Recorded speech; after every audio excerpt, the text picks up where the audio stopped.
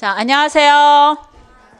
네, 또 이렇게 2019년이 밝았습니다. 그래서 새로운 한 해를 준비하시는 분께 조금이라도 도움이 될 수 있도록 2018년도에 준비한 선생님들의 노하우를 전달하도록 하기 위해서 이 자리를 이렇게 만들었어요. 그래서 도움이 되는 시간들이 될 수 있기를 바라고요. 선생님들 한번 앞으로 모실게요. 네, 선생님 박수.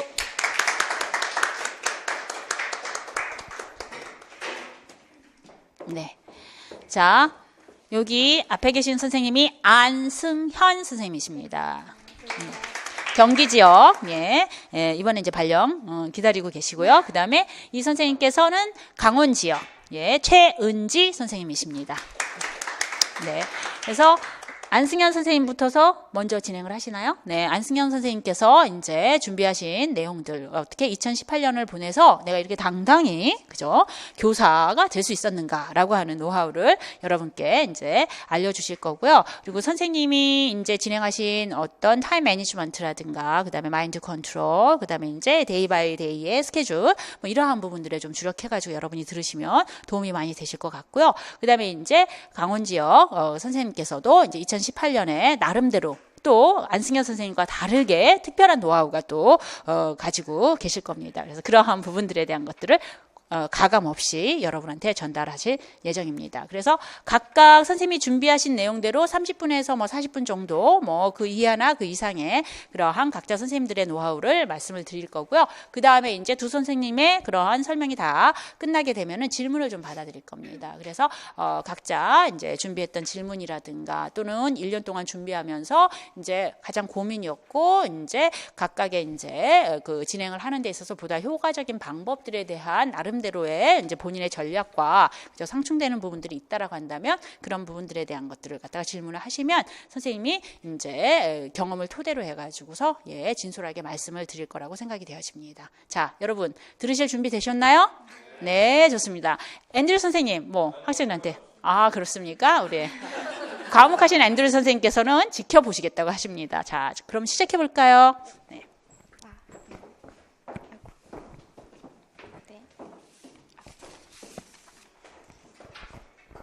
안녕하세요. 저는 2019년 경기 합격자 안승현이라고 합니다. 네, 감사합니다.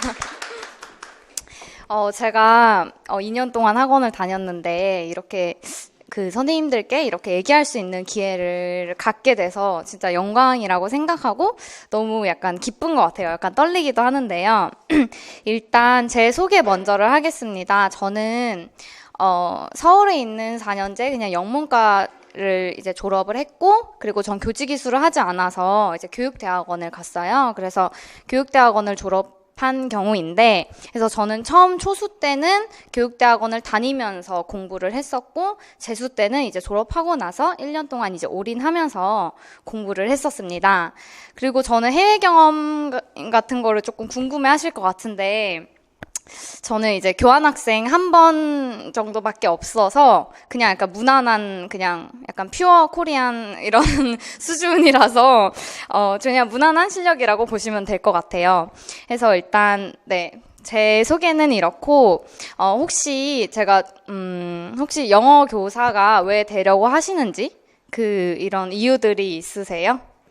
네, 뭐 다들 있으시겠죠? 그래서 여러 가지 이유들은 있을 거라고 생각을 해요. 저 같은 경우는 물론 영어 교사가 되겠다고 생각을 하고 난 이후의 일이긴 하지만 제가 이제 2년 전에 그 가회를 했었는데요. 그 가회가 이제 중학교 3학년 여자아이였어요. 근데 그 아이가 이제 문법 가해를 해달라고 해서 제가 이제 하러 갔는데 그 알파벳 B하고 D도 헷갈려하는 그냥 수준인 거예요. 그래서 제가 너무 약간 중3인데 그래도 중1도 아니고 그래서 너무 깜짝 놀라서 되게 고민도 되게 많이 했었고 그 학생에게 이제 너 그러면 영어를 왜 배우고 싶냐 이렇게 물어본 적이 있었어요. 근데 저는 약간 예상한 답안은 뭐 수능 잘 보려고요. 뭐 그냥 영어 뭐 중요하니까요. 뭐 이렇게 약간 얘기를 할 줄 알았는데 그 학생이 저에게 이제 자기가 영어를 너무 못해서 친구들이랑 학원을 같이 다니고 싶어도 같이 못 다닌다고 얘기를 하더라고요. 너무 창피하다고. 그래서 자기는 친구랑 같이 공부하고 싶다. 그냥 이렇게 얘기를 하는 거예요. 그래서 제가 되게 약간 어떻게 보면 조금 안쓰럽기도 하고, 그래서 되게 책임감을 가지고 이제 그 학생을 그래도, 좀 꽤 오랫동안 이제 가해를 했는데요. 그 학생이 어느 날 저랑 비교급 수업을 했는데, 그 다음날 이제 갑자기 되게 기쁜 얼굴로 오면서 자기가 어제 선생님이랑 그 비교급 수업을 했는데 다음날 학교를 갔더니 비교급이 나왔대요. 마침 정말 우연의 일치로. 근데 그 학생이 너무 막 기뻤다고 하면서 내가 이제 알고 있는 게 학교에서 나온 게 난생 처음이다. 이렇게 하면서 되게 막 기뻐했던 그런 적이 있었어요. 제가 그거를 보면서 조금 약간 학교 영어 선생님으로서 내가 좀 이런 아이들을 좀 케어해줘야겠다? 이런 생각이 좀 많이 들었던 것 같아요. 그래서 이제 특히나 학교 같은 경우는 학원이랑 다르게 그런 비슷한 레벨의 수준의 아이들이 있는 게 아니라 되게 다양한 레벨의 수준이 있잖아요.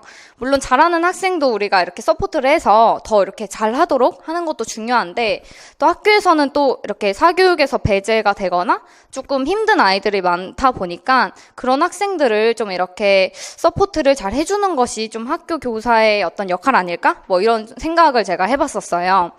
그래서 이제 저는 약간 이런 거를 계속 새기면서 좀 공부를 했던 것 같아요. 그래서 선생님들도 이제 제가 이 얘기를 먼저 하는 이유는 이제 공부라고 하는 게 조금 어떻게 보면 짧을 수도 있고 좀 길 수도 있는데, 이렇게 하면서 뭔가 자기한테 좀, 나는 이런 사람이 되어야지, 뭐 이런 교사가 되어야지, 뭐 이런 애들을 잘 가르쳐 줘야겠다.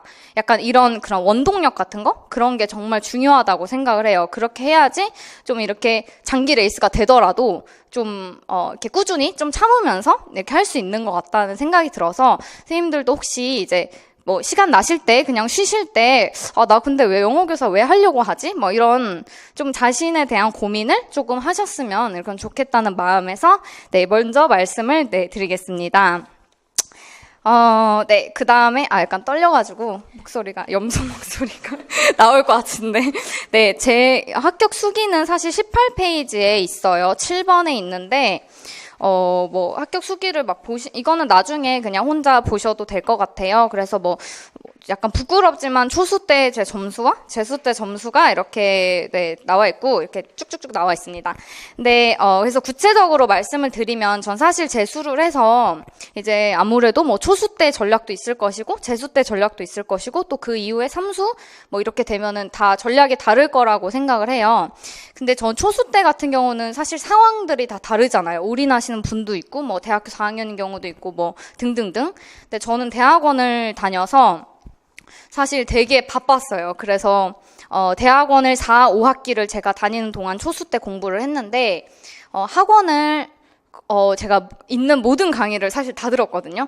그래서 다 들었는데, 그래서 이제 월화수목금을 학원을 계속 하루 종일 공부를 하는데, 또 수요일 목요일은 저희 전공 수업이 있잖아요. 그럼 전공 수업이 끝나고 제가 또 대학원을 수업이 있어가지고 그렇게 거의 계속 다녔던 것 같아요. 그리고 5월에는 막 교생도 나가야 됐고, 그다음에 제가 또 11월에 시험인데 12월에 논문 제출이 있어가지고 또 약간 논문이랑 병행을 좀 했어야 됐어서 저는 되게 그러니까 좀 어떻게 보면은 일 병행하시는 분들도 여기 계시겠지만 약간 되게 시간이 없다고 생각을 했어요. 그래서 저는 저의 초수 때의 전략은 그냥 일단 강의를 잘 모르니까 일단 강의를 다 듣고 복습만이라도 하자, 이거였어요. 그래서 만약에 여기도 초수 분들이 이제 계신다고 아까 손을 들어주셨는데, 초수 때는 사실 잘 모르는 경우가 많잖아요. 뭐 너무 해야 될 거는 많고 막 강의도 이게 좋대 저게 좋대 책은 뭐 이거 봐야 된대 막 이런 되게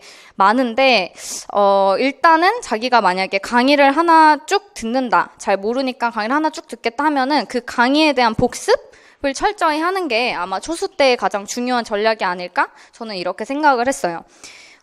그래서 복습을 철저히 한다는 것은 그냥 수업이 끝나면 바로 사실 하는 게 제일 좋고, 근데 그게 안 되더라도 그 주에 그냥 끝내는 것이 가장 좋은 것 같아요. 근데 저 같은 경우는 수목에 끝나고 바로 대학원 수업을 가야 돼서 정말 복습할 시간이 없어서 제가 지하철에서 막 앉아서 막 통사론하고 막 이렇게 했었는데, 그런 약간 저는 그것도 저만의 약간 강박관념일 수 있는데, 오늘 이거 안 하면 뭔가 막 떨어질 것 같고 오늘 해야겠다 막 이런 생각 때문에 더 그렇게 했던 것 같아요. 근데 뭐 꼭 그렇게는 안 하더라도 그래도 뭐 수업 끝나거나 아니면 그 주 끝나기 전에는 복습을 철저히 하는 것이 아마 가장 초수 때 가장 중요한 전략이 아닐까 싶습니다. 네. 그러고 저는 사실 재수를 했기 때문에 이제 좀 재수 때 전략이 더 많이 있기는 한데요.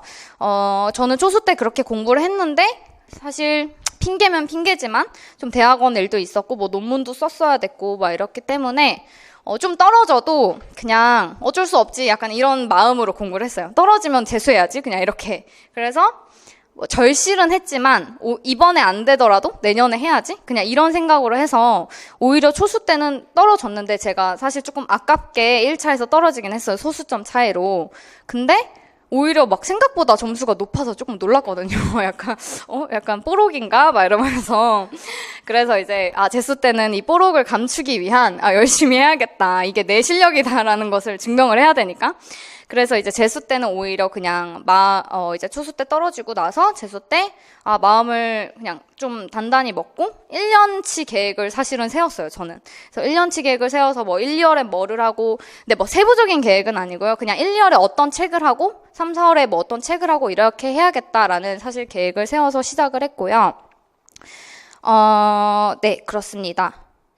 그래서 이제 제가 이제 그 과목별로 좀 말씀을 약간 드리고 싶은데 일단 첫 번째가 교육학이 있잖아요. 교육학은 사실 많이들 고민될 거라고 생각해요. 저도 많이 고민이 됐었고 제가 사실 들었던 강사분이 이렇게 인기 있는 분은 아니셔서 이렇게 제가 막 그 강사분 걸 들으면 사람들이 다 왜 듣냐 막 이렇게 하셨거든요. 그래서 저도 약간 불안감을 가지고 뭐 괜찮겠지 이러면서 이제 듣기는 했는데 교육학에서 약간 중요하다고 제가 생각하는 점은 일단은 교육학은 외울 수밖에 없잖아요. 물론 이해가 기반으로 돼야 되지만 어쩔 수 없는 약간의 암기 과목이기 때문에 정말 반복해서 보는 것만이 답이 없는 것 같았어요. 근데 대신에 제가 들었던 강사분은 이렇게 프린트로 막 잘 주세요. 근데 그 프린트는 그냥 복습할 때만 쓰고, 만약 강의를 듣는다면 복습할 때만 쓰고, 저는 그냥 책을 처음부터 끝까지 다 봐야겠다. 이런 심정으로 그냥 책으로 공부를 했거든요. 그래서 제 주변 선생님들도, 그 책으로 공부하신 분들은 많이 없는데, 저는 그냥 이 책만 그냥 다 외우겠다. 근데 만약에 이 책에서 안 나오면 그냥 그거는 내 영역이 아니다. 그냥 이렇게 생각을 하고 했던 것 같아요. 약간 교육학이 이렇게 뭐 중간만 가면 솔직히 된다고 생각하잖아요. 전공 잘 보면은 그게 뭐 교육학을 막 잘 본다고 붙는 것도 아니고 뭐 못 본다 떨어지는 것도 아니기 때문에 약간 15점 뭐 16점만 받아도 되겠지 이런 생각으로 저도 처음엔 공부를 했는데 이게 9, 10월이 되면은 전공 점수가 좀 안 나와서 그 교육학 1점이 굉장히 소중한 그런 순간이 오더라고요. 그래서 재수 때는 교육학을 최대한 내가 볼 수 있는 한에서는 최대한 잘 받아야겠다. 그래야 약간 전공에서 커버를 할 수도 있도록 약간 그렇게 했던 것 같아요. 그래서 교육학을, 물론 이건 사람마다 다르긴 한데 조금 뭐 중간 정도로 봐야지 이렇게 생각을 하셔도 공부를 하셔도 될 것 같고 저는 그냥 교육학은 최대한 잘 받았으면 좋겠다. 이런 마음으로 공부를 했고 그래서 교육학 점수는 나쁘지는 않게 받았던 것 같아요. 그래서 교육학도, 조금 신경을 쓰셔서 하셨으면 좋겠다라는 생각이 있고, 교육학을 전 공부할 때 가장 저에게 효과적이었던 거는 키워드를 제가 뽑은 건데요. 예를 들어서 교육평가에 뭐 수행평가라는 그 부분이 있잖아요. 그러면은 뭐 수행평가 의미, 유형, 뭐 장점, 단점, 수행평가 뭐 만드는 과정, 뭐 이런 것까지 그냥 키워드로 다 이렇게 그걸 적어놔요. 이렇게 그 종이에다가. 다 그걸 적어놓고 뭐 워드로 뽑으셔도 되고, 그거를 이제 한번 제가 공부를 한 다음에 그 키워드만 보면서, 그러니까 오늘 교육평가를 공부했으면은 그 교육평가에 나와 있는 키워드만 이렇게 쭉 보면서 그냥 제 말로 이렇게 설명을 해보는 거예요. 뭐 수행평가는 뭐 어쩌고저쩌고인데 뭐 어쩌고저쩌고지, 뭐 유형은 뭐 포트폴리오가 있고 뭐 등등등 이런 것들 있잖아요. 말로 해보고 만약에 내가 거기서 좀 막히거나 이거 잘 모르겠는데 키워드만 보고는 그런 거는 그냥 이렇게 막 이렇게 볼펜으로 빨간 뭐 이렇게 세모 표시 같은 거 이렇게 해놓고 이 부분은 내일 다시 봐야지 이러고 내일 다시 공부했던 그런 방식으로 저는 했는데 그거를 거의 어떻게 보면은 2월부터 그 11월까지 1월은 약간 좀 정신이 없었기 때문에 2월부터 11월까지 그냥 계속 그것만 반복했어요.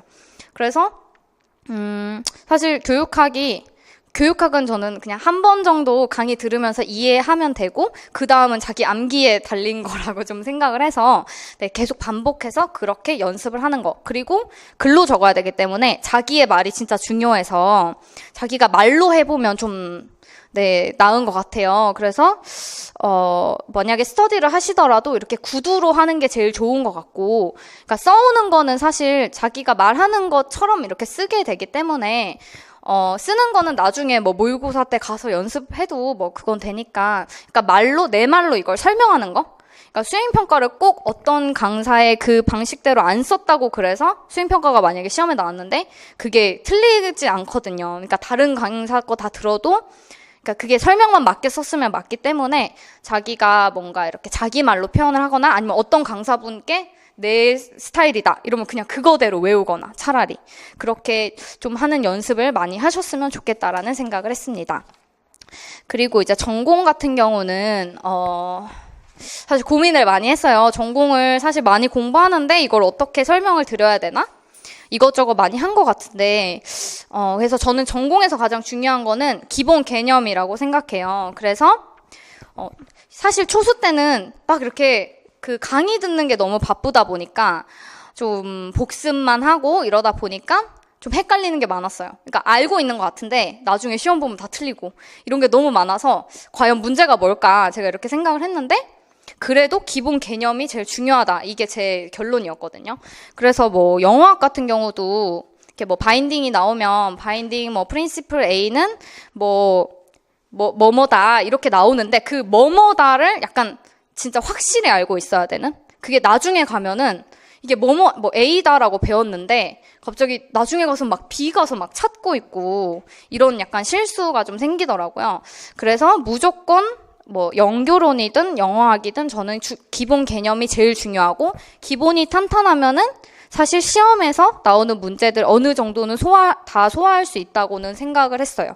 그래서 기본 개념 확실히 하는 게 제일 중요했고 또 영어학 같은 경우는 직접 손으로 적는 거 이거를 아마 앤드류 쌤이 저도 그때 말씀을 해주셔서 저도 그렇게 했던 건데 직접 손으로 진짜 예문을 다 적는 게 너무 좋은 것 같다라는 생각을 했던 게 이게 특히 전공이 이렇게 계속 듣다 보면은, 이거 다 아는 것 같은데, 이런 약간 착각이 좀 들기도 하거든요. 막 다, 설명 들으면 다 알고, 막 보면 다 아는데, 이거 막 봤던 거고. 근데 그거를 직접 써보면, 이제 약간 그제야 내가 약간 실수했던 거? 그러니까 아는 것 같은데 실수했던 거나 아니면은 내가, 알고 있는 줄 알았는데 잘못 알았던 거. 이런 것들이 약간 써보면은 그게 나오는 것 같더라고요. 저도 막, 영어학 공부를 되게 열심히 했었어가지고, 다 아는 것 같은데 왜 자꾸 막 시험 나오면 틀리고 모의고사 나오면 틀리고 뭐 그러지? 이러면서 또 막 써보다 보면은 어느 부분에서, 이게 왜 이렇게 됐지? 뭐, 이러고 실수가 나오고 이래가지고, 직접 꼭 써보면서 하시는 게 좋겠다는 생각을 들었어요. 그래서, 특히 통사로는 트리 그리는 거 있죠.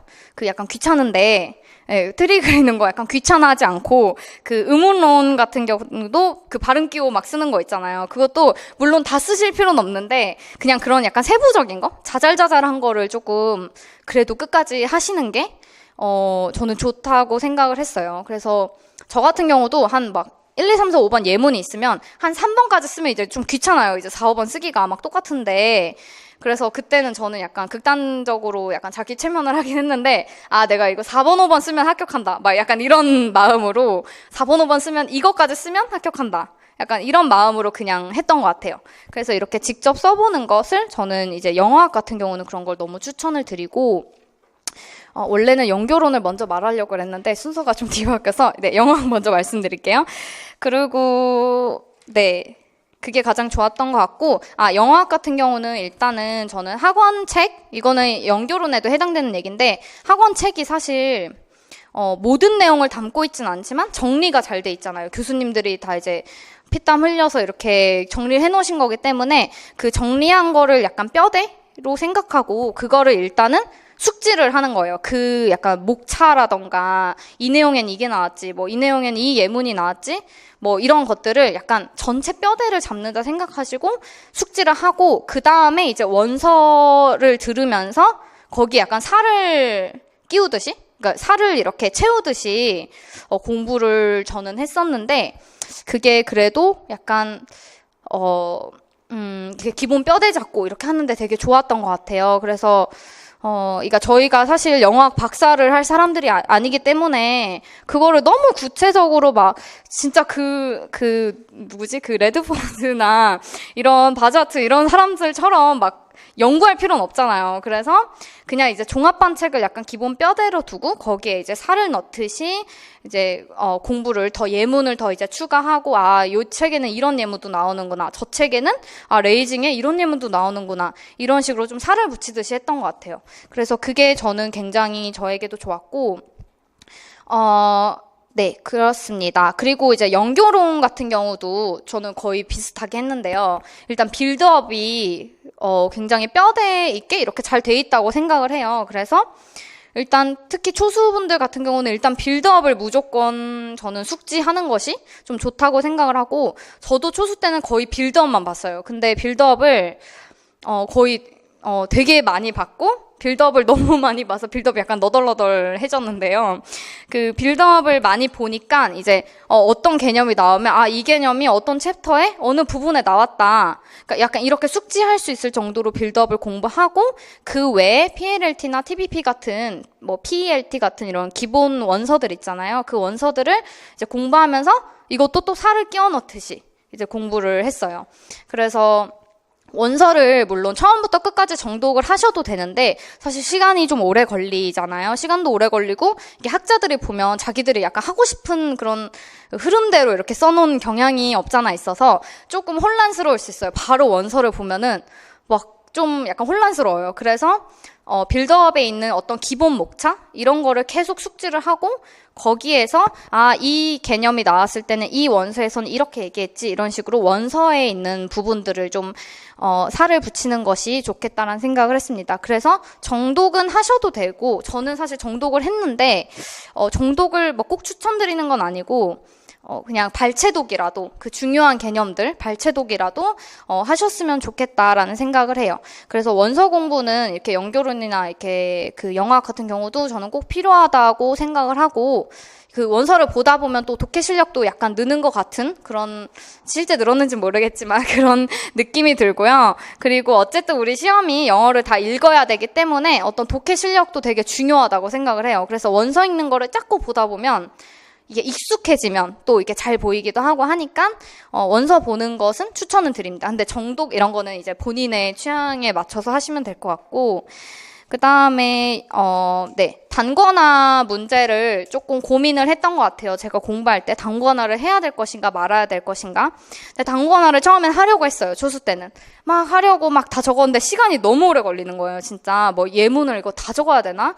그냥 넘어갈까? 막 이런 게 너무 오래 걸려서 저는 그냥 단권화를 안 했고 정말 그냥 원서랑 그 학원 그 종합반 책 있잖아요. 그거를 그냥 계속 반복해서 봤어요. 그냥 어디 따로 이렇게 막 공책에 정리하거나 이런 거는 사실 안 했고요. 그냥 책으로 계속 봐야겠다 이래서 그냥 책을 계속 돌려가면서 계속 무한 반복해서 봤던 것 같아요. 그래서 저는 그렇게 해서 단권화를 안 했고 근데 단권화는 하셔서 정말 효과를 보신 선생님들도 있기 때문에 그거는 만약에 본인 단권화를 좀 해보다가 이거 아니다 너무 오래 걸린다 막 4시간 걸린다 이러면은 그냥 포기하셔도 되고 그러니까 단권화를 꼭 해야 붙는 거 이런 것도 아니기 때문에 저도 단권화를 안 했지만 어쨌든 잘 돼서 그게 꼭 안 그러니까 만약에 내가 너무 내 스타일이 아니면 안 하셔도 된다? 약간 이런 말씀을 드리기 위해서 네 단권화를 말씀드렸습니다. 그리고 이제 그리고 이제 그 전공 같은 경우는 이게 영역들이 많잖아요. 그래서 약간 자기만의 전략을 세우는 것도 괜찮은 것 같아요. 물론 이제 이번에 서울이 너무 컷이 높았기 때문에 약간 조금 그런 건 있긴 한데요. 다른 지역들을 보면 또 비슷비슷하잖아요. 그래서, 자기가 잘하는 부분이 있고, 조금 부족한 부분이 있을 텐데 잘하는 부분을 진짜 완벽하게 해서 다 맞고 부족한 부분을 좀 부족하더라도 붙을 수 있는 정도로 그냥 최대한으로 하자 이런 전략을 잘 세우시는 것도 좋을 것 같아요. 저는 네 그래서 그 일형 문학이 사실은 너무 좀 두렵기도 하고 영문과를 나왔지만 이제 영문과 나오신 분들은 아실 텐데요. 그 제가 배운 문학은 안 나오더라고요. 그래서 이제 일형이랑 문학은 그냥 저는 최대한 근데 틀려도 어쩔 수 없지 이런 생각으로 그래도 최대한 맞추자 이런 생각이었고 대신에 저는 내용학을 확실히 해서 내용학은 다 맞아야지 뭐 이런 생각으로 공부를 했던 것 같아요.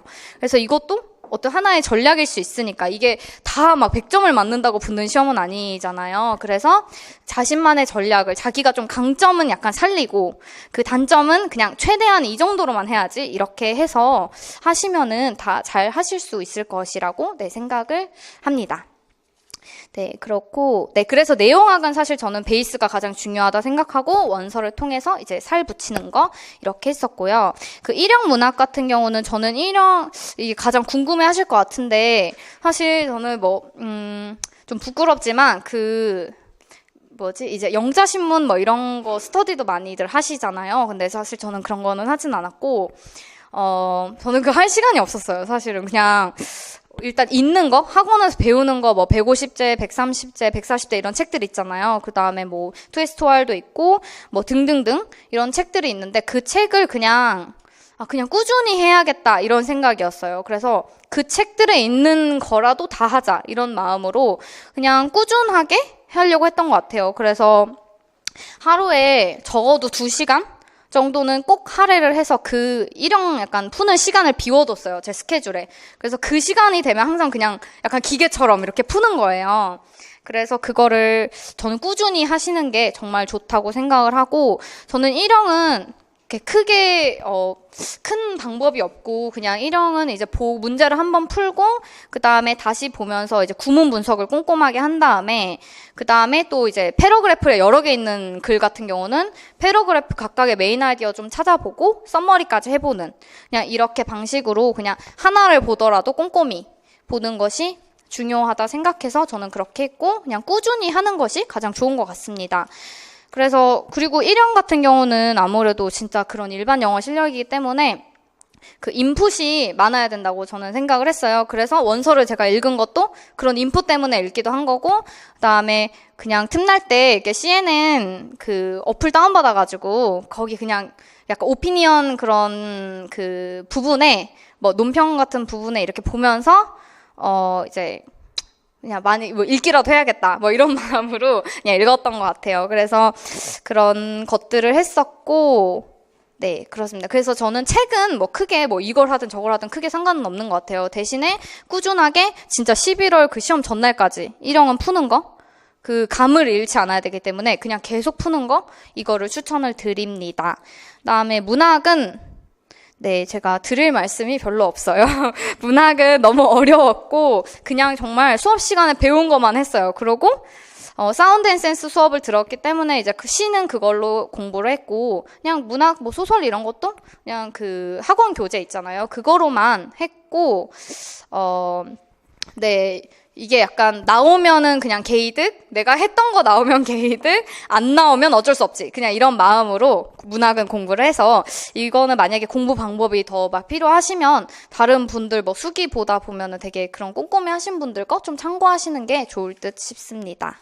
네, 그렇고요. 네, 좀 길어지긴 하는 것 같은데 얼른 하겠습니다. 2차 준비에 대해서 말씀을 드릴 건데 2차는 1차 사실 초수 때는 저도 그랬고 2차 별로 생각도 안 했어요. 그리고 2차는 지금 들어도 솔직히 그때 가면 또 까먹거든요. 그래서 2차는 그냥 제 생각에는 그냥 11월까지 그냥 1차에 그냥 올인을 하고 매진을 하고 그냥 12월부터 준비해도 2차는 늦지는 않는 것 같아요. 저도 그랬고 그 2차 준비는 무조건 1차 그냥 끝나고 바로 준비하는 거 그게 가장 중요한 것 같아요. 1차가 끝나고 나면 사실 내가 시험 못 본 것 같고, 특히 어려운 문제 있으면 내가 틀린 것 같고, 실수한 거 있으면 짜증나고 이래서 되게 하기 싫어지기도 하거든요. 나 시험 끝났는데. 근데 약간 그때가 약간 기회라고 생각을 해요. 그래서 그때 무조건 해야 되고, 저는 바로 이번엔 다행히 5주의 시간이 있어서 일주일을 쉬고 했는데, 그 일주일 동안 그냥 면접에 필요한 책 같은 거 계속 읽었거든요. 그래서 그냥 그렇게라도 약간 2차 준비는 바로 시작하시는 것이 네, 좋다는 생각을 했고, 특히 경기 쓰실 분들은 또는 쓰셨던 분들은 아시겠지만 경기도는 2차가 정말 많아요. 그 4가지나 있어가지고 수업 실연이 있고, 수업 나눔, 그 다음에 집단 토의, 면접 이렇게 4가지가 있는데, 이 4가지를 준비하려면 시간이 좀 오래 걸려요. 그래가지고 12월부터 제가 준비하는 거를 추천드리는 게, 또 경기도는 특히나 더 많기 때문에 이게 붙고 나서 누구나 다 열심히 할 거 아니에요. 그러니까 붙기 전에 누군가가 열심히 안 한 사람이 있을 때 나는 열심히 해야겠다, 뭐 이런 생각으로 네, 2차는 빨리 준비하시는 것이 네, 좋을 거라고 생각이 듭니다. 그리고 2차는 자세히 얘기해도 어차피 지금은 네, 1차가 더 중요할 것 같아서 네, 넘어갈게요. 그다음에 이제 시간 관리 측면인데요. 시간 관리는 저도 시간 관리 진짜 못하는 사람 중에 한 명이거든요. 그래서 저 늦잠도 되게 많이 자고, 제가 원래 올빼미 형이라 늦게까지 공부하는데 늦잠 자는 이런 스타일이에요. 그래서 시간 관리는 약간 자기가 취약한 부분 있잖아요. 저도 늦잠을 많이 잤는데 그 취약한 부분을 보완하는 방식으로 시간 관리를 하시는 게 제일 중요한 것 같아요. 그래서 저도 늦잠을 많이 자기 때문에 제가 초수 때는 학원을 다 아침에 깔아뒀고, 재수 때는 스터디를 다 아침에 깔아뒀어요. 그래서 안 일어날 수 없게 해놓고, 또 이제 약간 학원 안 올 수도 있잖아요. 그냥 나 오늘 자야지 막 합리화하면서.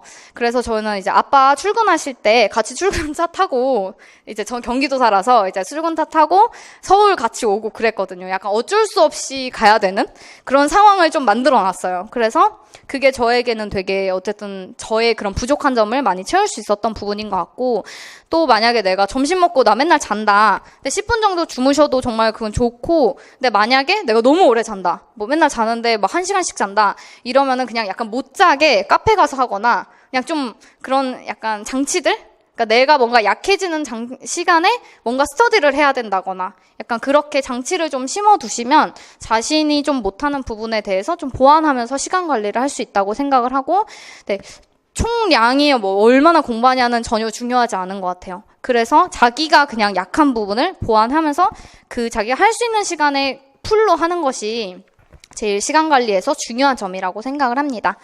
그리고 네, 마지막으로 이제 마음가짐 측면에 대해서 말씀을 드릴 건데요. 이게 진짜 시험이 길다면 길고 짧다면 짧은 시험인데 정말 멘탈 관리가 진짜 중요하다고 생각을 해요. 이게 많이 할수록 사실 멘탈 관리가 더 힘들어지기는 하는데, 멘탈 관리라고 하는 것은 진짜 그냥 내가 그런 선생님이 돼야지. 그냥 진짜 약간 있잖아요. 이렇게 경주말, 여기 안 보고 앞만 달리는 경주말 있죠. 약간 그런 것처럼 그냥 묵묵히 진짜 내가 목표가 있으니까 그냥 그것만 바라보고, 누가 막 뭐라고 해도 뭐 이번은 뭐 티오가 적대, 어떻대, 뭐 경쟁률이 어떻대, 뭐 이런 거 그냥 진짜 신경 안 쓰시고, 제가 실제로 연수원에 가서 뵌 선생님들도 다들 막 경쟁률 안 보고 다들 그러셨더라고요. 그러니까 되게 약간 차분히 그냥 이렇게 공부만 하신 분들이 많이들 되게 합격하시는 것 같아서 멘탈 관리가 되게 중요하구나라는 것을 깨달았어요. 그래서 그리고 약간 중요한 것 중에 또 하나가 이게 슬럼프 같은 게 올 수 있잖아요. 이게 또 공부를 열심히 했기 때문에 슬럼프가 언젠가는 찾아올 수 있는데, 저도 원래 되게 덤덤한 성격이라 슬럼프 안 올 줄 알았는데 오기는 왔어요. 그래서 한 9월쯤에 이렇게 왔는데, 그 슬럼프가 오면은 그냥 쉬는 것도 저는 방법이라고 생각해요. 괜히 아니야 해야 돼 이러면서 독서실 가서 있다가 괜히 집중도 안 되고 갑자기 내 인생에 대해서 고찰하게 되고, 나 왜 이러고 있지, 친구들 괜히 이렇게 좀 카톡 푸사 이런 거 보고 이렇게 되잖아요. 어차피 공부를 안 하기 때문에 약간 슬럼프가 오거나 좀 우울하다, 공부하기 싫다 오늘 좀, 그러면은 그냥 하루 쉬는 것도 방법이라고 생각을 하고, 저는 이제 하루 쉬면서 약간의 합리화를 좀 해야 되니까, 이제 남들은 2, 3일이나 일주일 슬럼프가 갈 때 나는 하루만 하고 극복해야지, 뭐 이런 생각. 그래서 다른 사람들보다 하루 이틀을 더 벌어야지, 이런 생각으로 누구나 오기 때문에 나 쓰레기인가? 이런 생각을 좀 안 하셨으면, 정말 이렇게 심각해지면, 나 진짜 너무 막 늦잠 자고 이러면 죄책감 들고 막 계속 막 자기한테 욕하고 막 이럴 수 있으니까 좀 그런 생각 안 하시고 그냥, 나 오늘 그냥 좀 너무 열심히 했으니까 이게 온 거다. 그냥 오늘 쉬고 내일부터 다시 열심히 해야지. 또 이렇게 놀다 보면은, 이렇게 너무 놀면 좀 문제지만, 그냥 하루 놀면 또 다음날, 그래, 이제 공부해야지 이런 좀 마음이 생기거든요. 그래서 그냥 그렇게 오면은, 남들도 다 오는 거고 하기 때문에 좀 쉬시고, 그렇게 운동도 하시고, 친구랑 커피도 한잔 하시고, 이렇게 하시는 것이 좀 마음가짐을 다잡는데 좋은 것 같다는 생각을 했습니다. 또 마지막으로 이제 긍정적으로 생각하기 제가 이렇게 막 적어왔는데 그러니까 이게 다들 아시겠지만 이 긍정적인 마음을 갖는 게 어려워요. TO는 막 줄고 있고 근데 그냥 정말 지금 내 상황이 나 진짜 상황은 이래, 나 지금 일해야 돼, 나 뭐 해야 돼, 이런 상황들이 있잖아요. 다 다르다고 생각을 해요. 근데 그 상황들을 그냥 내가 바꿀 수 없잖아요. 그런 상황은 저도 초수 때는 대학원 다니면서 했기 때문에 막 진짜 내가 이러면서 막 해야 되나? 막 이런 생각을 막 했었는데 그냥 그 상황을 그대로 받아들이고 나 이 상황에 그냥 받아들이고 그냥 그 내 상황에서 할 수 있는 최대한을 그냥 최선을 다하자. 그냥 이런 생각으로 하는 것이 가장 그냥 마음을 다잡는데 좀 좋고 그다음에 이제 나중에 아이들을 가르칠 거니까 내가 약간 전문성을 키운다. 이런 생각을 내가 영어를 모르면 안 되니까 이제 전문성 키운다 이런 생각으로 조금 이제 임하시면 약간 괜찮을 것 같다는 생각을 합니다. 제가 특별한 게 없어가지고 도움이 많이 되실지 모르겠는데, 열심히 다들 하시고, TO가 아무리 박하다 할지라도, 다 될 수 있기 때문에 좀 자신감을 가지시고 계속해서 그냥 꾸준히 하시면은, 합격하실 거라고 생각합니다. 네, 감사합니다.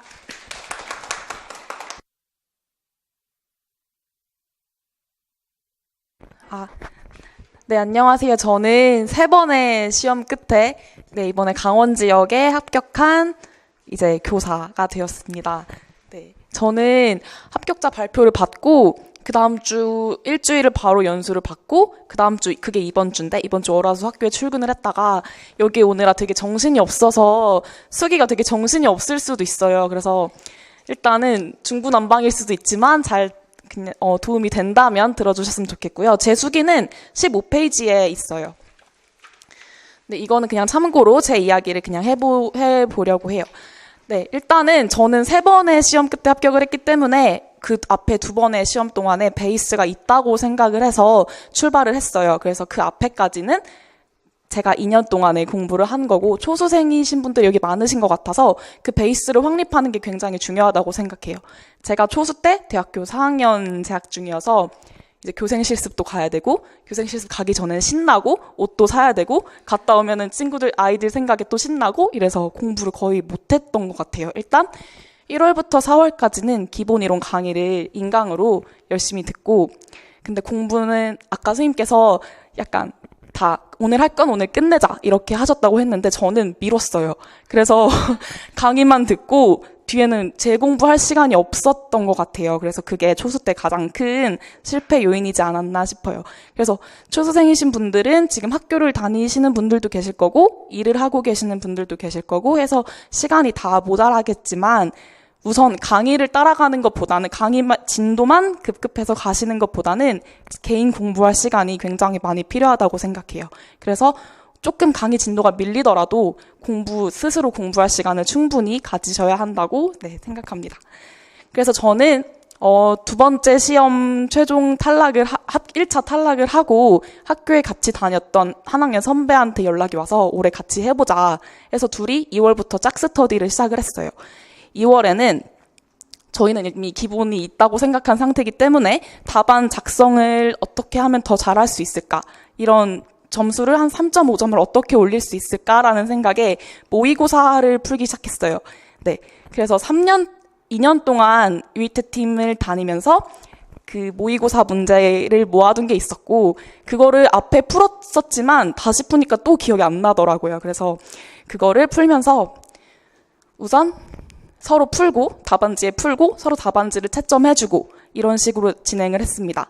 그래서 답안지를 채점하다가 느낀 바는 우선 서로 하는 실수는 계속 똑같은 실수를 계속 하더라고요. 저 같은 경우는 이제 논수령이 없어지긴 하지만 논수령을 할 때 마지막 줄에 한 단어를 쓰고 정신을 놓고 다음에 또 쓴다든지 이런 실수를 좀 여러 번 했었고, 같이 했던 언니의 경우는 스펠링 실수가 좀 잦았었고, 그래서 그런 실수를 자기가 하는 건 몰라요. 그래서 서로 봐주면서 이거 고치자 이런 식으로 해서 고쳤던 것 같아요. 그 다음에 두 번째는 서로 채점을 해주다 보니까 키워드가 정말 중요하더라고요. 이게 줄 끓이니까 눈에 안 들어와요. 그래서 키워드 있으면 그냥 맞다고 채점하는 경우도 있었고, 틀렸는데 맞다고 하는 경우도 있었고, 그래서 키워드를 잘 찾으시는 걸 추천드립니다. 그 다음에 모의고사 스터디를 하면서 일반 영어는 그냥 모의고사 스터디로 충당을 했던 것 같아요. 그 모의고사 지문이랑 기출 지문이 상당히 유사하기 때문에 모의고사 지문을 같이 둘이 해석을 하면서 막히는 부분이 있으면 절대 넘어가지 않고, 이 구문은 어떻게 해석을 했지? 그걸 꼼꼼히 하고, 얘가 말하는 게 뭔지 도저히 모르겠으면 계속해서 보고, 네, 그런 식으로 진행을 했고요. 시랑 문학 같은 경우도 해석이 안 되잖아요. 얘가 도대체 무슨 말을 하는 건지, 왜 이런 시어를 썼는지 그게 너무 이해가 안 돼서 처음엔 진짜 꼼꼼히 둘이 계속해서 봤는데, 이 과정이 몇 달 진행이 되다 보니까 시 같은 경우는 주로 나오는 주제들 아니면 이런 시어가 나오면 얘는 이런 말을 하려고 하는구나라는 등의 그런 팁을 조금 얻을 수 있었습니다. 그 다음에 이때는 TG를 진행을 했어요. 근데 저희는 3번째니까 TG를 다 몇 번씩 본 상태여서 조금 다르게 했는데, 초수생이신 분들은 그냥 강의 들으시면서 어려운 부분 체크하고 복습 잘 하시고 이런 식으로 따라오시는 걸 추천합니다.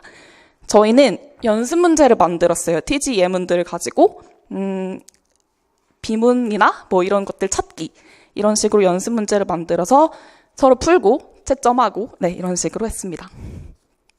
좀 떨려가지고 그 다음에 4월부터는 기출 분석을 시작을 했어요. 그 앞에 2년 동안 공부할 때 박 교수님께서 맨날 기출 분석 중요하다라고 하시지만 그냥 듣고 그렇구나라고 생각만 하고 수업에서 해주시는 것만 듣고 이런 상태로 넘어갔다면, 이번 시험에서는 제가 더 꼼꼼히 출제자가 이런 문제를 왜 냈을까, 원하는 답이 무엇일까라고 생각을 하면서 기출 분석을 진행을 했습니다. 그래서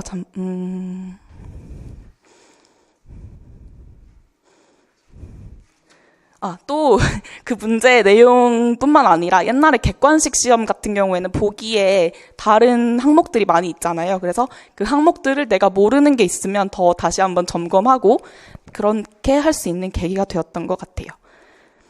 그 다음에는 그리고 이때 연결론 키카드를 진행을 했어요. 아까 제가 말씀드린 게 채점할 때 보니까 키워드가 정말 중요한 것 같아서 기출문제를 풀 때 진도에 맞춰서 키워드를 뽑고, 그 키워드를 다 카드에 써서 뽑은 다음에 이 개념에 대해서 완벽하게 말할 수 있을 때까지 그런 개념 스터디를 진행을 했는데, 이게 어떻게 했냐면 멀어서 안 보이실 텐데 이게 제가 만들었던 영어교육론 노트예요. 근데 이건 3수 때 만든 건 아니고 재수 때 그냥 약간 헷갈리는 개념 있으면 포스트잇에 써서 책상에 붙이고 이랬던 걸 나중에 독서실 옮길 때 다 모으니까 노트가 그때 되더라고요. 그래서 어쩌다 보니까 만들어진 노트고, 여기는 뭐 빌드업, 일단 기본은 빌드업으로 했고요. 아까 말씀해 주신 것처럼 원서에서 발췌를 해서 쓴 것도 있고, 그래서 키카드 스터디를 할 때 개념을 뽑으면 여기 써있는 개념을 그냥 보지 않고 설명할 수 있을 정도로 외우는 그런 연습을 했습니다. 그렇게 하면 답안을 쓸 때 예를 들면 뭐 TPP 이렇게 하면 그냥 생각 없이 그냥 바로 쓸 수 있도록 이렇게 해서 시간도 아끼고 자동으로 나올 수 있도록 연습했습니다.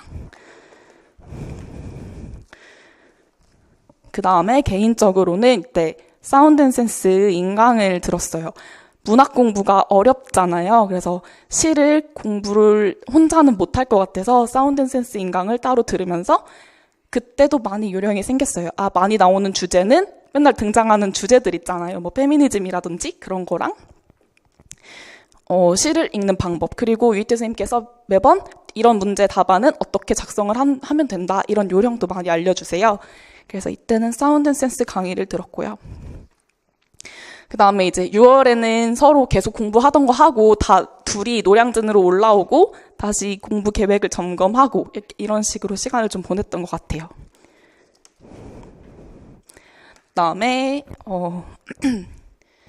7, 8월에는 이제 본격적으로 노량진으로 올라와서 직강을 수강을 했어요. 앞에까지는 기본 이론이기 때문에 그냥 책만 사서 책만 점검하는 식으로 했고, 7, 8월에는 트랜스포메이셔널 그래머랑 그 어플라이드 잉글리시 포놀리지를 수강을 했어요. 이게 저한테는 진짜 큰 요인이 됐던 것 같아요. 우선 TEFO는 저는 재수 때 CP, TP가 뭔지도 모르고 시험장에 들어갔던 것 같아요. 그래서 영어학이 제 재수 때 실패 요인이 아니었나 싶어서 좀 잡고자 TEFO를 듣게 되었습니다. 그래서 그게 많이 도움이 됐어요. 그 다음에 AP도 원래는 음을론 하면은 그냥 겉으로 보이는 규칙들만 암기하고 이런 식이었는데, 이 수업이 이걸 들으면서 왜 이렇게 규칙이 일어나는지 이해를 시켜주시는 수업이었어서 정말 많이 도움이 됐고요. 그 다음에 이번에 문제 기입형이 AP에서 나온 거 아시죠? 그건 제가 정말 운이 좋게 맞았는데, 복습을 원래 이거 강의를 들을 때 TEFO 3시간, 이어서 바로 AP 2시간 이렇게 들으니까 TEFO 되게 열정적으로 듣고 AP 때 힘들어 이렇게 된 거예요. 그래서 복습은 해야 되는데, 복습도 AP 항상 처음에만 열심히 하시는 거 아시죠? 그래서 처음에 2단원, 3단원은 열심히 하는데 거기서 나온 거예요, 빈칸이. 그래서 전 운 좋게 맞았죠.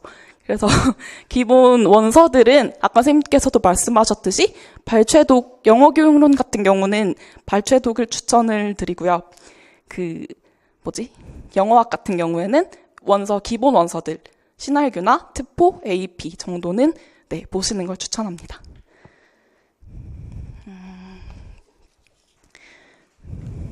그리고 이때는 기출 변형 문제를 풀었어요. 연습 문제를 풀었어요. 그 유명한 책 아시죠? 루이스 선생님 책을 풀고, 그것도 풀고 둘이서 변형 문제를 만들어 봤어요. 기출 분석을 할 때 여기선 이런 부분을 물어볼 수 있겠다 싶어서 그 문제를 물어보는 문제를 만들었고, 모범 답안을 제공하고 그런 식으로 진행을 했는데, 이게 조금 시간이 걸려요. 그래서 안 하시는 분들은 안 하셔도 되고, 사람에 따라서 추천을 드릴 수도 있고 아닐 수도 있고 그렇습니다. 그 다음 이제 9월 모고로 들어갔는데, 이때부터는 조금 멘탈 관리가 힘들었었던 것 같아요. 조금 힘들었어요. 그래서 우선 모의고사를 보고, 아까 말씀드린 2월에 봤었던 그 일주일 모의고사 한 회 푸는 건 계속 진행을 했고요. 그래서 수요일, 목요일은 학원 모의고사를 따라갔고, 그 다음에는 월요일에 다시 한번 한 회를 더 풀면서 진행을 했습니다. 근데 이것도 시간이 좀 걸리니까 초수생이신 분들은 굳이 문제를 많이 풀어보실 필요가 없다고 생각해요. 그냥 한 회만 풀고 복습 제대로 하고 그런 식으로만 진행하셔도 충분하실 것 같습니다. 혹시 더 풀어보시고 싶으시면 조금 더 풀어보시는 것도 추천합니다. 그리고 이때는 저 혼자서 그냥 TEFO에 있는 예문들을 따로 정리를 했어요. 그때 TEFO 수강을 할 때 복습을 하긴 했지만 대충 하거나 밀리거나 이런 부분이 있어서 이것도 그냥 혹시 몰라서 가져왔는데, 예문을 정리를 하고 그 위에 부가적인 설명들은 제가 손으로 쓰는 식으로, 나머지는 워드로 하고 시간이 너무 오래 걸리니까 그런 식으로 정리를 했고요. 그렇게 하다 보니까 TEFO가 단원이 있잖아요. 그래서 자연스럽게 다른 프린트도 이렇게 껴넣게 되고, 이거를 보면 할 수 있겠다라는 정도의 노트가 만들어지더라고요. 그 다음에 이게 강의를 들으면서 질문이 생겼었는데, 다시 복습하면서 책을 보면 그 부분을 똑같이 몰라서 똑같이 궁금해하고 있더라고요. 그래서 그런 부분에 대해서 다시 한번 짚어볼 수 있고, 그렇게 공부를 했습니다. 그래서 이제 11월 최종 모의고사 시즌에 갔는데, 제가 11월 첫째 주 모의고사를 보고 성적을 받았는데, 지금까지 받았던 모의고사 성적 중에 제일 안 좋은 거예요. 그래서 그때 진짜 슬럼프가 심하게 왔어요. 슬럼프도 왔고. 근데 또 다른 요인은 제가 살던 집에 갑자기 바퀴벌레가 나와서 일주일에 몇 마리가 막 나와서 너무 밤에 불도 못 끄고 자고, 불 켜면 있으니까 불도 못 끄고 자고, 그때 잠도 못 자고 맨날 울었어요. 진짜 여러 요인이 복합적으로 작용을 해서 너무 많이 울었어요. 집에 가서 친구랑 통화하다가 갑자기 울고, 엄마한테 얘기하다가 갑자기 울고, 이런 식으로 너무 울어서 슬럼프가 왔는데, 이게 아까 선생님이 말씀하신 것처럼 저는 진짜 한 일주일 정도를 갔어요. 이게 독서실에 있다가 혼자 공부를 하다가 갑자기 눈물이 나서 집에 가면 내가 지금 시험이 3주가 남았는데 여기서 뭐 하고 있지? 이런 생각이 또 눈물이 나고, 네, 이렇게 되니까 되게 걱정이 많았는데, 엄마랑 통화를 하다가 엄마가 그때 김장 중이셨는데 어른들 통화 크게 하시고 늦잖아요. 그래서 옆에 친척분들이 있었는데 제가 우는 걸 듣고 용돈을 엄청 많이 보내주신 거예요. 그걸로 친구랑 떡볶이 사 먹고 카페 가서 떠들고 그렇게 하루는 그냥 그렇게 보내고, 네, 극복을 했습니다. 그래서 슬럼프도 물론 힘드신 날이 많겠지만 모의고사 결과에 항상 1일비 하지 말라고 하시지만 할 수밖에 없잖아요. 그래서 하루만 슬퍼하고 하루 그냥 좀 맘 놓고 쉬고 그런 식으로 극복하시는 걸 추천드립니다. 저는 원래 계속 똑같은 얘기 하는데 겉으로 되게 덤덤해요. 되게 원래 잘 안 울고 엄마 앞에서 운 것도 그게 처음이에요. 그래서 되게 티를 안 내는 성격인데 다들 속으로 힘들어하고 있으니까 선생님들만 힘든 게 아니고 다 같이 힘들어하고 있으니까, 네, 나만 힘든 게 아니구나 라는 생각으로 극복하시길 바랍니다. 네, 그리고 이제 다 이야기가 끝났고 다행히 저는 11월 마지막에 본 모의고사가 성적이 제일 좋았어요. 그래서 이대로만 하면 나도 가능성이 있겠구나 라는 생각에 조금 자신감이 붙어서 시험을 보게 됐고요. 다행히 결과가 좀 좋았고요. 네, 그래서 모의고사 결과에 너무 큰 감정을, 네, 소비하시지 않았으면 좋겠습니다. 저는 그랬어요. 너무 많이 소비했어요. 그 다음에 네, 여기 수기에 제가 과목별로 그냥 간단히 정리한 게 있고요. 지금까지 그냥 쭉 말씀을 드렸고, 그리고 제가 최종 찍기반을 들을지 말지 고민을 하다가 들었는데, 그때는 되게 시험이 완전 앞에 왔을 때잖아요. 그래서 혼자 정리하시는 거를 좋아하시면 혼자 하시고, 아니면 저 같은 경우는 알고 있는 것도 그냥 들으면서 다시 재확인을 했고, 여기 헷갈리는구나 싶으면 그 부분 다시 받고, 네, 그런 식으로 해서 저는 많이 도움이 됐던 것 같아요. 그 다음에 교육학은 제가 고득점을 받은 게 아니라서 그냥 간단히만 말씀드리면 8월까지는 거의 안 했어요, 교육학을. 그래서 맨날 해야 되는데 생각만 하다가 9월 되니까 급한 거죠. 그래서 그 모의고사반만 인강으로 신청을 해서 그것도 인강 들을 시간이 없어서 문제만 풀었어요. 문제 풀고 문제에 나오는 개념은 저는 독서실에 가면 그날 입장권이 요만하게 나와요. 그래서 그 입장권에다 빼곡하게 썼어요, 그 개념을. 다 쓰지 않고 키워드만. 그래서 그거를 하나씩 다 모아서 계속 봤어요. 시험 날까지도 그 키워드만 계속 봤어요. 네.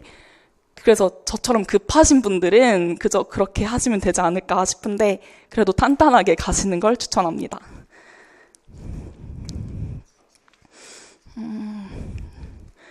네, 약간 너무 떨려가지고 무슨 정신으로 했는지 모르겠는데 그냥 제가 너무 별게 아니라서 하지 말까도 고민했는데 앤드류 선생님이 그냥 하라고 하셔서, 네.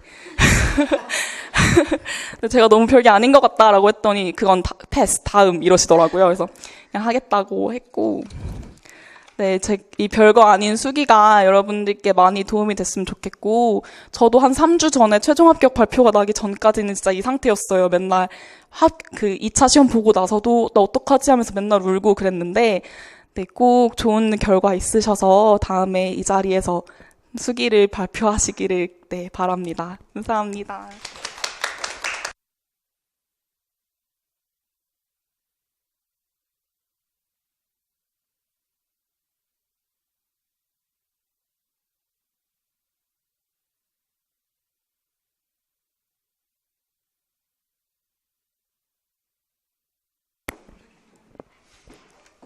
혹시 질문 있으신가요? 네. 저는 맨날 단어도 외워야겠고 복습도 해야겠고 일용도 꼭 3시간씩은 하고 싶은데 이게 정말 시간이 안 되더라고요. 그래서 저는 계속 일용을 못 하고 있어요. 어떻게 저는 일형이 가장 그게 최대의 적이라고 생각을 해서 이게 다 하고 이제 일형을 자기 전에 해야지 이러면 안 하더라고요. 그래서 저는 일형을 그냥 맨 처음에 했어요. 다른 거 하기 전에 일형을 먼저 하고 해야지 뭔가 이제 시작한 이제 느낌처럼 그냥 그거를 그냥 일정 시간에 계속 똑같은 시간에 하다 보면은 그거를 그냥 안 하면 약간 마음이 좀 불편해지는 나중에는. 그래서 일형을 사실 미루면은 좀 안 하게 될 확률이 높거든요. 그래서 저는 내용학 공부하기 전에 일형을 먼저 하고 이렇게 하는 방식을 택했어요. 네, 저도 일형은 일단 상반기 때는 일형에 시간을 많이 투자를 했어요. 스터디할 때도 일형만 분석하느라 막 3시간씩 쓰고 이랬는데 그 뒤로부터는 그냥 꾸준히 아까 선생님 말씀하신 것처럼 저는 130제 한 권 풀었거든요. 그거 그냥 뭐 하루에 2-3문제 풀고 이 정도 저는 너무 적게 한 것 같아서 좀 말씀드리기 그런데 네, 저는 정말 꾸준히 하는 게 답이라고 생각하고요.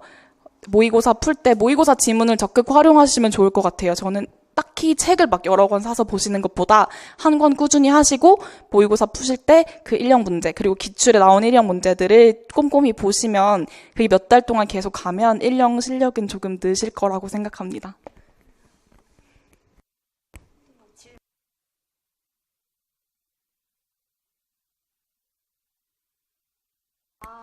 네, 저는 단어는 초수 때는 이제 여기 학원 있잖아요. 복화 30 그걸로 이제 계속 했었는데 사실 초수 때는 많이 못했어요. 단어를 제가 이제 대학원 다니다 보니까 스터디를 못 구해서 이렇게 정기적으로 하는 스터디를 잘 못 구해서 잘은 못했고 재수 때는 일단은 스터디를 제가 계속 매일매일 할 수 있어가지고 그때는 그 선생님들과 함께 이제 복화 30으로 하다가 이제 그게 약간 질릴 때쯤에 이름이 생각이 노란색 책 이름 생각이 안 나. 노란색 책 되게 유명한 책 있어요. 두꺼운 책. MD 말고 이름이 제가 생각 안 나요. 아마 고시마당 가면 있으실 거예요. 노란색 책이거든요. 그래서 그걸로 했는데 MD는 사실 너무 제가 어려워서 MD에 너무 투자할 시간이 많지는 않다고 생각해서 저는 기본 단어라도 좀 확실히 알자. 그래서 그 노란색 책을 저는 썼고, 그다음에 기출복화 30을 써도 좋을 것 같아요. 그래서 그거를 그냥 단어도 사실 매일매일 하는 게 제일 좋아서 스터디가 저도 매일매일 있어서 그냥 그 스터디에서 이제 단어 시험 보고 이렇게 시작을 했던 것 같아요. 네, 저도 거의 3년째 같은 책만 봤어요. 그 기출복화 30을 봤는데 초수 때는 스터디 할 때 하루에 한 파트씩 단어 꽤 많잖아요. 그거 하루에 다 외우고 시험 보고 그렇게 해서 그 책만 계속해서 돌렸고요. 조금 질리긴 했는데 다른 책을 굳이 많이 봐야 이게 도움이 될까 싶어서 그냥 그 책만이라도 열심히 하자 해서 그 책을 3년째 봤어요. 네, 그리고 말하려고 했는데 까먹었다. 네, 그 책만 3년째 봤고요. 그게 또 봐도 3년째 봐도 모르는 건 계속 모르더라고요. 그래서 그냥 이것만 내가 다 외울 때까지 계속 하자라고 해서 그 책만 계속해서 봤어요. 그 생각났는데 복화 바이블이었어요. 복화 바이블.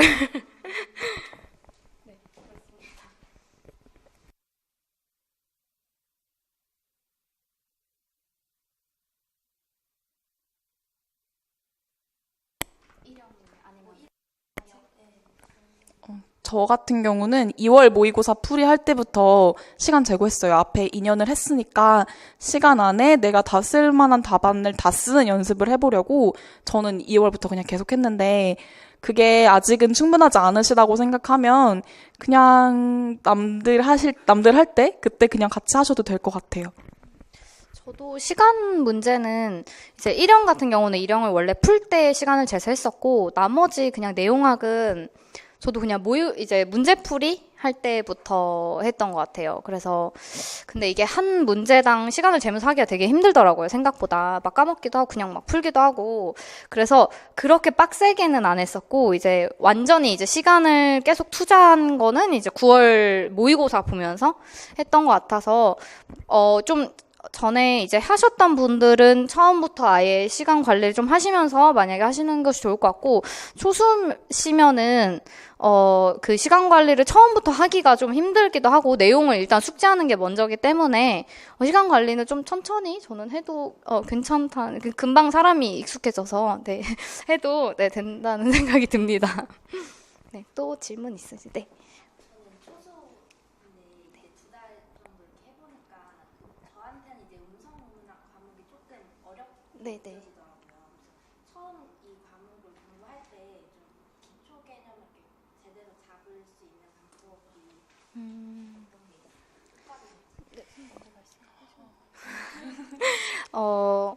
네, 저도 영문과를 나와서 저희는 또 그게 어학이랑 또 나눠져 있거든요. 그래서 저도 그 음성음론을 하고 나서 처음 들었어요.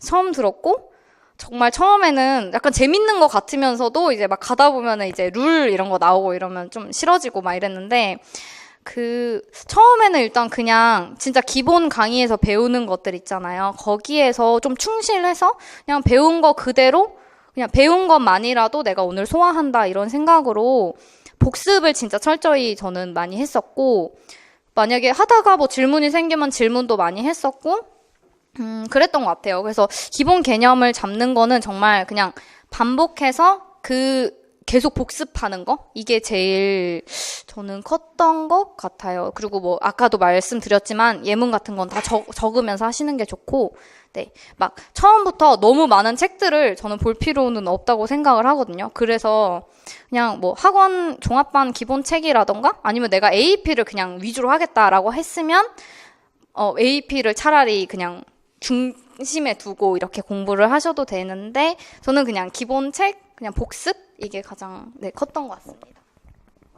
네, 저도 똑같고요. 음성음을로는 사실 다들 제일 어려우실 거예요. 그게 처음에는 막 별거 아닌 것 같은데 나중에 룰 찾고 이러려고 하다 보면 머리가 너무 아프거든요. 그래서 그때 저는 학부 때 음성음론 수업을 너무 잘 들었어서 그때의 걸로 했던 것 같은데, 근데 이게 제가 알고 있다고 생각하니까 기본에 너무 중심을 두지 않았더라고요. 여기 나중에 임용 준비를 할 때. 그래서 나중에 룰을 찾을 때 되게 사소한 것도 헷갈려하고 이런 것 같아요. 그래서 음성음으로는 진짜 다들 사소한 이론들이 있으니까 그런 완전 개념들 그런 것들 꼼꼼히 기본 이론을 진짜 꼼꼼히 하시는 게 좋을 것 같고요. 하나가 헷갈리면 다 헷갈려서 그거를 처음에 아예 복습 열심히 하시고 시간 꾸준히 가지시고 하시는 게 좋을 것 같아요. 그래서 책을 많이 보시는 것보다는 기본 이론 책을 꼼꼼히 보시고, 저 같은 경우는 원서는 그냥 AP 정도만 봤거든요. 네, 그 정도만 추천드려요.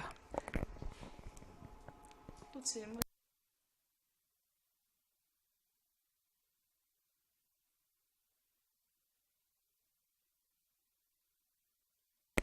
그럼 끝내면 될까요? 네, 감사합니다.